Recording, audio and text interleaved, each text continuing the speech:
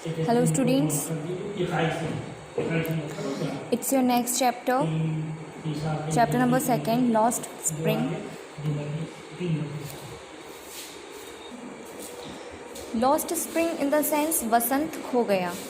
इसका जो एक्सप्लेनेशन था वो मैं आपको दे चुकी हूँ। नेक्स्ट मैंने आपको बोला था क्वेश्चन आंसर्स करवाऊँगी। ये क्वेश्चन आंसर्स मैं आपको ऑनलाइन स्टडी में ही, ऑनलाइन क्लास में ही मैं आपको कंप्लीट करवाऊँगी और इसको एक्सप्लेन करूँगी। आपको ये सारे नोट बुक में आपको राइट करना है, ठीक है।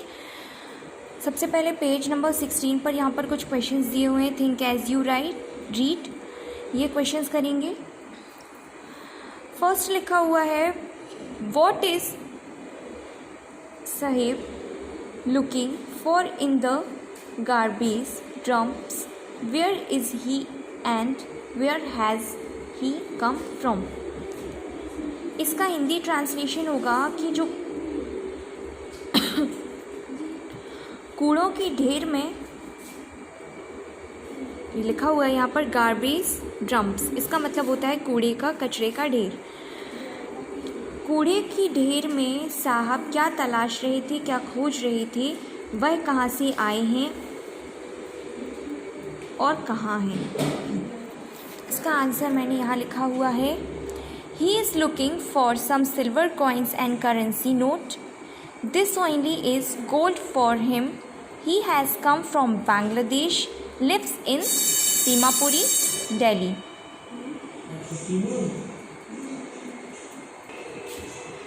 जो साहब हैं वह सिल्वर के कुछ सिक्के ढूंढ रहे थे और करेंसी नोट को तलाश रहे थे।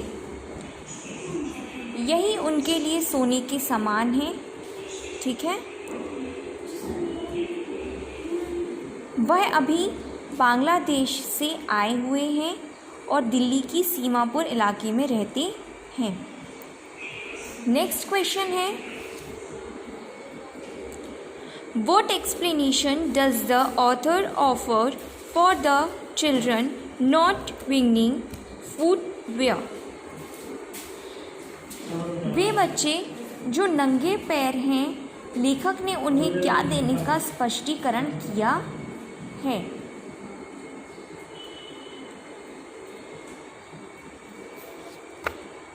क्वेश्चन का आंसर देख लेते हैं।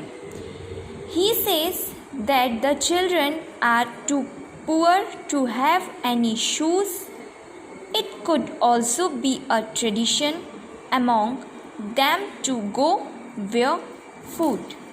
लेखक कहते हैं कि वे बच्चे इतने ज़्यादा गरीब हैं, पुअर मतलब होता है गरीब,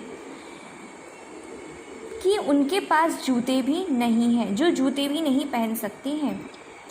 यह भी हो सकता है कि यह उनके अंदर नंगे पैर चलने की परंपरा बन गई हो, ठीक है। उनके यहाँ यह बिना शूज़ के, बिना स्लीपर्स के चलने की परंपरा बन गई हो। बेयरफुट मतलब होता है नंगे पैर, ठीक है। ट्रेडिशन इन द सेंस परंपरा, ये मैंने आपको बताया हुआ था, फर्स्ट चैप्टर में भी हमारा आया हुआ था ये। नेक्स्ट देखते हैं, अवर थर्ड क्वेश्चन इज साहब happy working at the tea stall, explain it. क्या साहब टी स्टॉल मतलब चाय की दुकान पर काम करके खुश हैं, आप इसे वर्णन करें। Question number third, answer number third, sorry. No, he is not happy working at the tea stall, now he is no longer his own master. नहीं, वह चाय की दुकान पर काम करके खुश नहीं है। अब वह अपनी मालिक खुद नहीं रहे, ठीक है। चाय की दुकान मतलब टी स्टॉल पर उनको काम करना पड़ता था, तो ऑब्वियसली बात है वहाँ का जो ओनर था, वहाँ का जो मालिक था, वह कोई और था और उनको एज अ सर्वेंट वहाँ पर काम करना पड़ता था, ठीक है। लेकिन पहले जो ये काम करते थे उस पर ये एज अ ओनर थे, ठीक है, खुद ही थे ये ओनर, तो इसीलिए वह खुश नहीं थे। अब नेक्स्ट क्वेश्चन आपका आता है क्वेश्चन नंबर 4, जो कि आपका रहेगा पेज नंबर, ये सारे आपको कॉपी में नोट करने हैं, ठीक है। अब क्वेश्चन नंबर 4 आपका है page number 19. What makes the city of Firozabad famous? किन चीज़ों ने फिरोज़ाबाद के शहर को प्रसिद्ध बनाया है? Answer is it that Firozabad is famous for its bangles. Every other family in Firozabad is busy in making bangles. It is also the center of India's glass blowing industries. अब आप लोगों ने देखा होगा बैंगल्स इन द सेंस होता है चूड़ियाँ. ठीक है, यहाँ पर लिखा हुआ है बैंगल्स, ये लिखा हुआ है. बैंगल्स इन द सेंस होता है चूड़ियाँ. आप लोगों ने चूड़ियों के जो डब्बे आते हैं उसमें आप लोगों ने फिरोज़ाबाद देखा होगा. तो जो बैंगल्स का कंस्ट्रक्ट होता है वह फिरोज़ाबाद में ही होता है. तो यहाँ पर वही लिखा हुआ है कि फिरोज़ाबाद चूड़ियाँ बनाने के लिए प्रसिद्ध है. फिरोज़ाबाद में हर दूसरा परिवार चूड़ियाँ बनाने में व्यस्त रहता है. यहाँ पर कांच पिघलाने का केंद्र भी है. लिखा हुआ है centre of India's glass blowing industry. Glass blowing in the sense कांच पिघलाने का केंद्र. इंडस्ट्री वही केंद्र होगा. नेक्स्ट है question number 2. Mention the hazards of working in the glass bangles industry. कांच की चूड़ियों के उद्योग में होने वाले खतरों को बताइए. ठीक है, कौन कौन से वहाँ पर मतलब डेंजर्स जो जोन आते हैं वो लिखना है. तो ये आपका आंसर आएगा workers have to work in dingy cause cells without air and light. कारीगरों को गंदे छोटे कमरों में जिसमें ना तो हवा होती है और ना ही प्रकाश होता है वहाँ पर काम करना होता है. They go blind with the dust from polishing the glass of bangles. कांच की चूड़ियों पर पॉलिश करते समय उड़ने वाली धूल से वे क्या हो जाते हैं, अंधे हो जाते हैं. ठीक है, उनको दिखाई नहीं देता है. The temperature around the furnace is extremely high.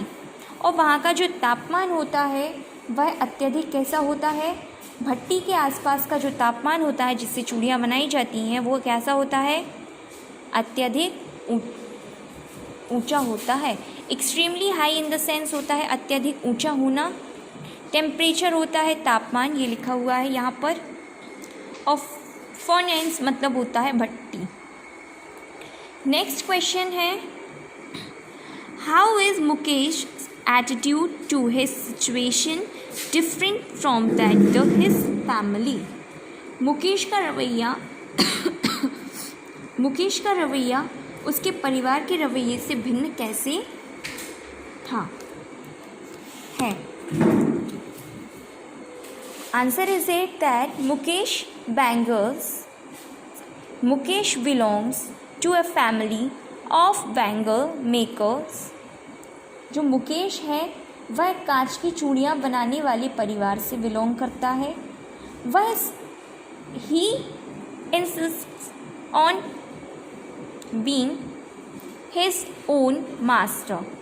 वह एक मोटर मैकेनिक बनना चाहता है.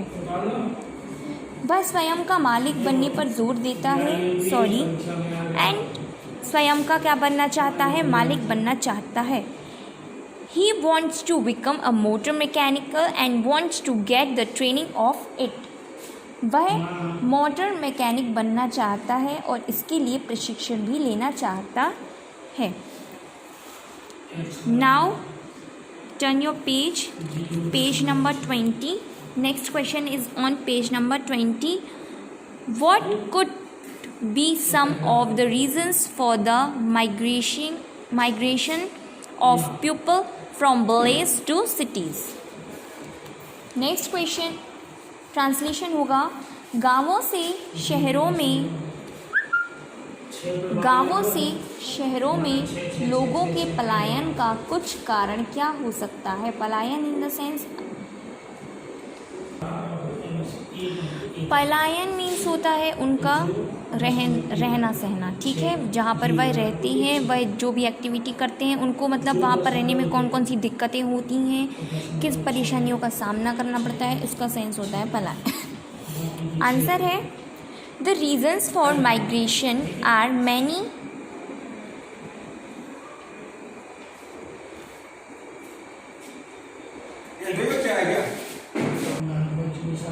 पलायन के बहुत से कारण हो सकते हैं। Their fields and homes were swept away by frequent storms. अक्सर उठने वाले तूफानों में उन लोगों के खेत और घरों का नष्ट हो जाना। They had nothing to eat. उनके पास कुछ खाने के लिए ना होना। The another important factor is the destruction of traditional arts and crafts in the village.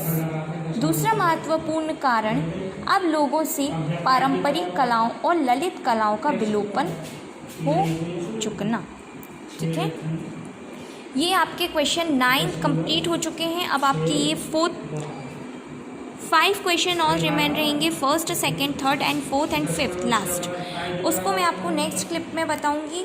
तब तक आपके लिए अपनी नोटबुक में कंप्लीट करना है और उसको समझना है, ठीक है। फर्स्ट क्वेश्चन कंप्लीट हो चुका है, उसको आपको लर्न करना रहेगा। Okay guys, for till then stay safe, stay healthy, thank you.